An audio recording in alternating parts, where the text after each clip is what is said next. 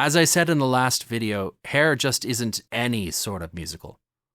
It's the first full-blown rock musical. I mean, The Who's Tommy is often hailed as the first major rock opera, but no disrespect to The Who, or even the other person that is credited with creating rock musicals, Bruce Cockburn. Their musicals are not the first. Hair is. Hair dives into some heavy themes. We're talking drugs, rebellion against the older folks, freedom, sex, love, and politics. It's a wild mix, all jam-packed into roughly 2 hours on the stage. You can spend a lot of time talking about the subject matter of Hair, but I want to talk a little bit more about Hair's musical groove.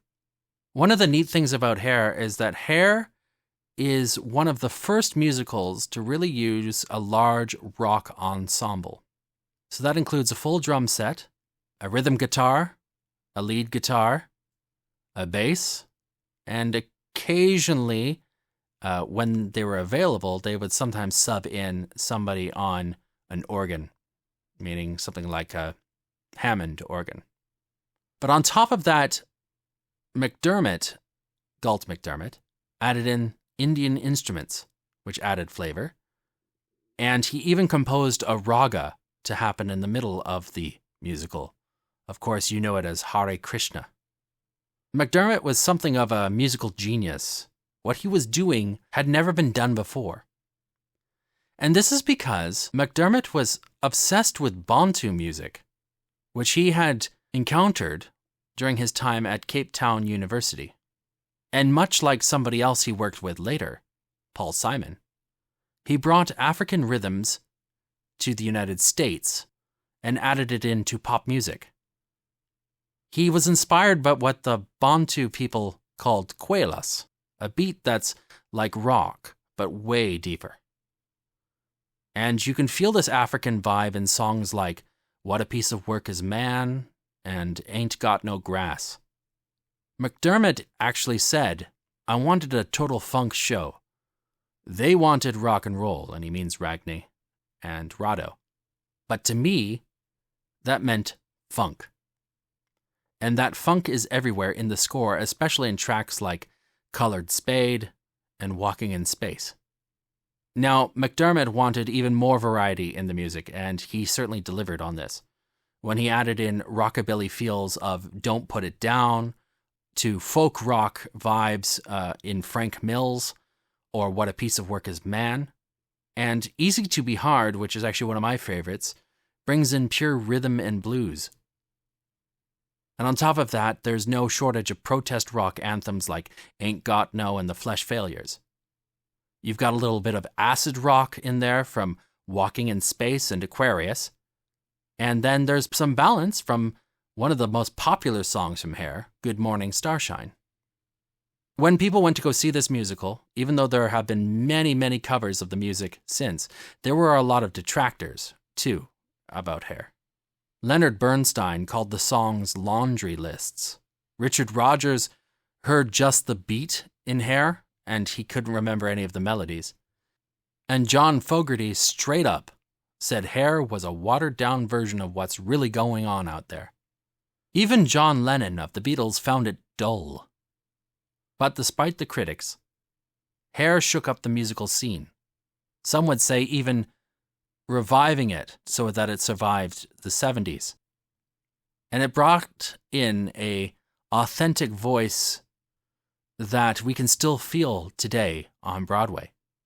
Clive Barnes, who was a New York Times writer, called Hair a noisy revolution. And some folks in the 1960s were just starting to realize that everything was about to change. Now consider Carmina Burana. Let's consider its music. Orff was all about something called Theatrum Mundi, where music, movement, and speech were like all best buds together, totally inseparable. According to Babcock, a musicologist that studied Carmina Burana, Orff had this artistic formula where every musical moment had to connect with some action on the stage. But here's the kicker about Carmina Burana. Modern performances of the piece kind of missed the mark on Orff's vision. See, he wanted it to be a full-on stage experience with dance, choreography, and visual design. Nowadays, though, it mostly goes down in concert halls as a cantata.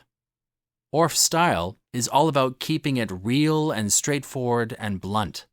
Carmina Burana doesn't mess around with classical development, and you won't find much polyphony in the piece either.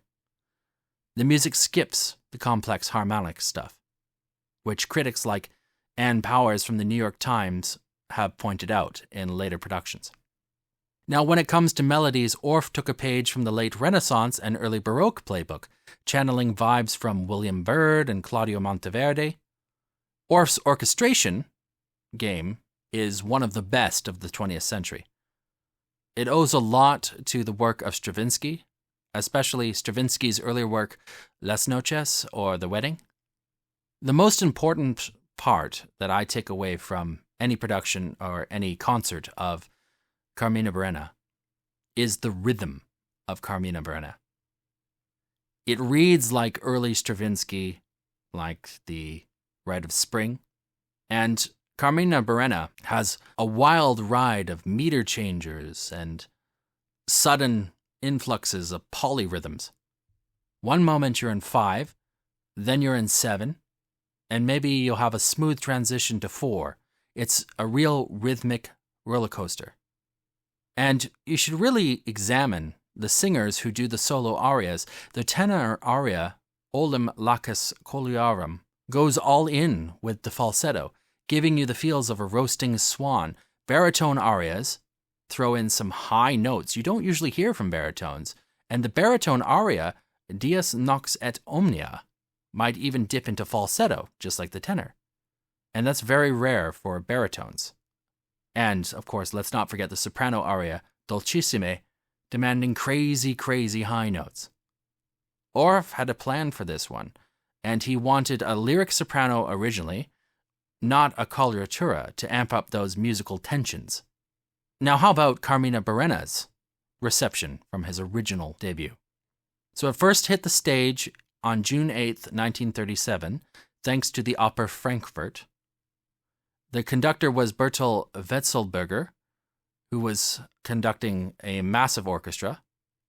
And they also had the Kallienchor Frankfurt doing their thing on the stage. Oscar Watterling handled the staging, and Ludwig Seivert brought the sets and costumes to life. And it was a mega successful premiere. Orff straight up told his publisher after the first performance, Shot Music, "Anything I wrote before this, you can toss it. Carmina Burana makes the beginning of my collected works." Now, the first American performance was on January 10th, 1954, courtesy of the University of San Francisco's Scholar Cantorum. And they did it at the city's opera house. Carmina Burana, in its original German productions, made a lot of waves because it happened during the Nazi regime. And the regime was a bit on edge about the steamy vibes in some of the poems. But eventually, the Nazis embraced the piece, and it became the hottest thing in German music at the time. Post-war, the hype didn't die down about it. If anything, it cranked up. And by the time Hair's hitting the stage, Carmina Burana was a big deal worldwide, firmly planted in the classic repertoire. Recently, in 2020, it was sitting pretty at number 144 in Classic FM's Hall of Fame. Carmina Burana and Hair have both appeared in films and TV commercials. They often appear in places that you wouldn't expect. In fact, what's really funny is that in the movie 40-Year-Old Virgin, you will actually hear Carmina Burana in it, and then at the very end, you will hear The Flesh Failures and Age of Aquarius. When you look at the reception from Hair and you look at the reception from Carmina Burana, they are slightly different, but they are breakers of molds. They are both interested in new rhythms, new orchestrations, and new types of music. They are both written by countercultural protesters. It's amazing the similarities of these two works. And I think actually looking at them in comparison shines a whole new way of thinking about each.